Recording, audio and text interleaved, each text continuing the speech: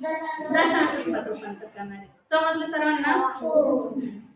मग आता पहा आपण डायरेक्ट उदाहरणांमधून समजून घेऊ.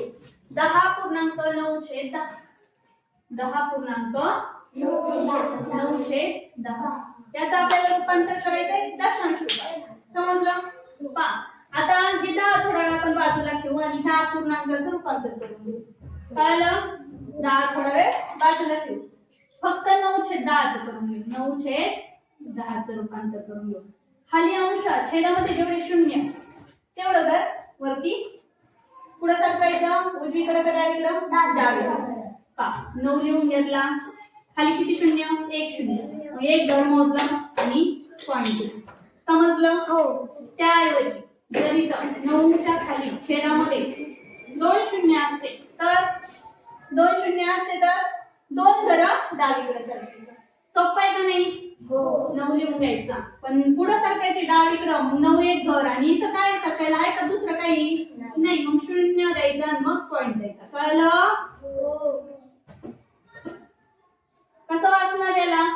0.009 0.009 असं वाचायचं. समजलं का? काय लिहायचं उत्तर मग? 0.9 एक शून्य होता दशांश चिन्ह 10 होते. मग कितीने सरकवलं आपण घर? 1. समजलं? मग 0.9 बरोबर 0.9 आणि हे 10 आहे.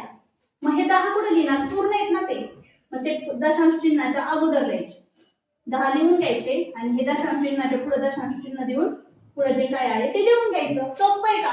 झालं काय? हा पूर्णांक युक्त पूर्णांक दशांश चिन्हात रूपांतर. समजलं सर्वांना? पहा असं तुम्हाला दिलंय आणि याचं वाचन करा. असं काय करायचं? याचं वाचन करा. कसं वाचायचं असतं माहिती काय? 0.9 0.9 असं वाचतात. समजलं का सर्वांना?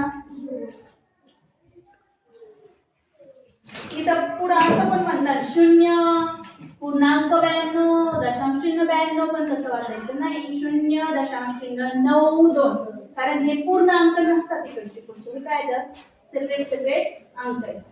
समजलं सर्वांना? घ्यायचा पुढचा प्रश्न.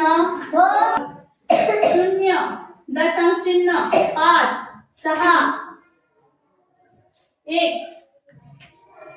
हा पूर्णांक कोणत्या 2 दशांश चिन्हाच्या मध्ये? कोणत्या 2 दशांश पूर्णांकाच्या मध्ये? आणि तुम्हाला पर्याय दिलेले आहेत 0.5 आणि 0.56. 0.5 व 0.56 येईल का याच्यामध्ये? हा येईल का? माहित नाही. त्याच्यानंतर 0.50 आणि 0.60 0.50 व 0.60 यांच्यामध्ये येईल का? येईल ना. कारण या 5च्या पुढे 6 आहे बरोबर. मग 5च्या पुढे काहीतरी संख्या लिहिलेल्या आहेत, अंक लिहिलेले आहेत. मग ते 5च्या पुढे येतं. त्यामुळे हे 5च्या पुढे अंक असल्यामुळे आपल्याला काय करावं लागेल? 6 आणि याच्या अगोदर येतं ना ते 0.6च्या अगोदरच असतो ना. हे अंक किती लिहिले तरी 5च्या पुढे आपण किती जास्त अंक लिहू शकतो. समजलं का? मग कशाच्या अंकाच्या मध्ये येईल? याच्या. तुम्ही म्हणणार मॅडम याच्या का मध्ये येणार नाही कारण इथं पुढे 1 लिहिला येणार आहे आणि इथं काहीच नाही. म्हणजे काय असतं? 0 असतो. मग इथं जर 0 घेतला तर मग हे हा यांच्या मध्ये नाही येणार. याच्या पुढे आहे ना तो वरचा दशांश चिन्ह. हा जो लिहिलाय ही संख्या जी आपण लिहिली ती याच्या समोर पुढे जाते, मध्ये येते का? नाही. समजलं का?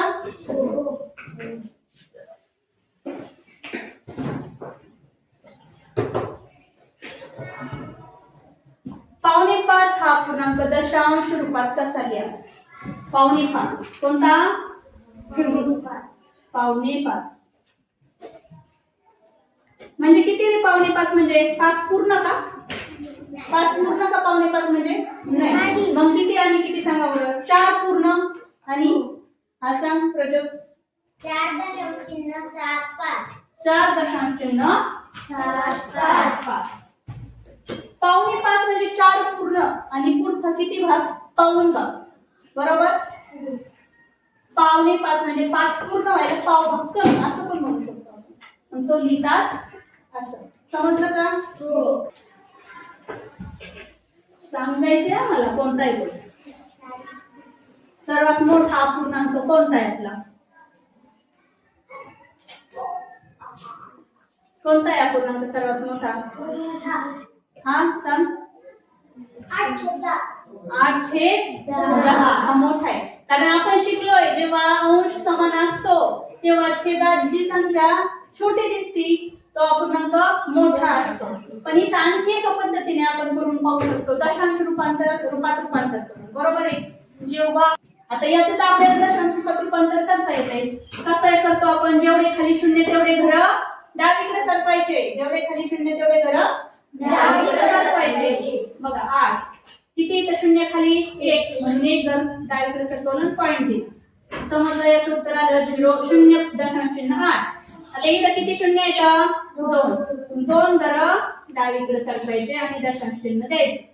काय आलं? 0.08 0.3 किती करायचं? 1 2 3 म्हणून 3 घर सोडून दशांश चिन्ह द्यायचं असतं. बरोबर आहे ना? हो. बघा 8 एक नंबर लिहिला इकडं मग काहीच नाही इकडे लिहिला म्हणून 2 शून्य दिले. बरोबर ना? 1 2 3 घर सोडून दशांश चिन्ह दिलं का? दिलं. मग कोण मोठं आहे याच्यामध्ये? 0.08 का 0.08 का 0.008? कोण मोठं आहे रे? 0.08 मोठे. हे जरी दिसायला मोठे मोठे लांब लांब अंक जास्त दिसत असले तरी दशांश चिन्हाच्या पुढं लहान मोठेपणा ठरवण्यासाठी हा जो पहिला दशांश चिन्हानंतरचा पहिला जो अंक असतो त्याच्याकडे पाहायचं असतं आधी. समजलं का? जो अंक मोठा तिथं तो मोठा दशांश सॉरी दशांश संख्या ती कळलं?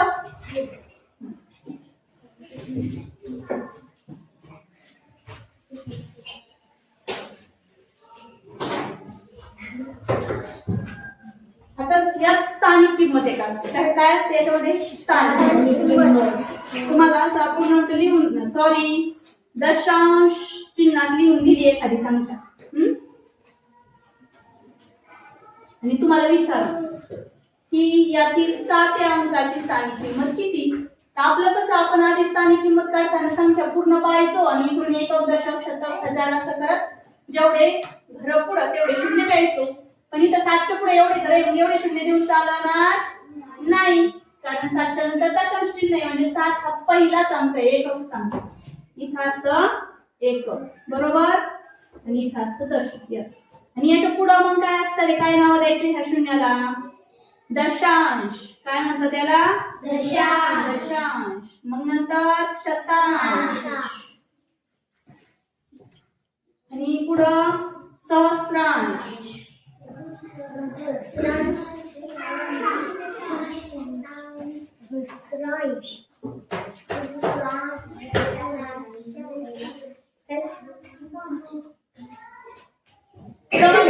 इकडे एकक दशक शतकाश.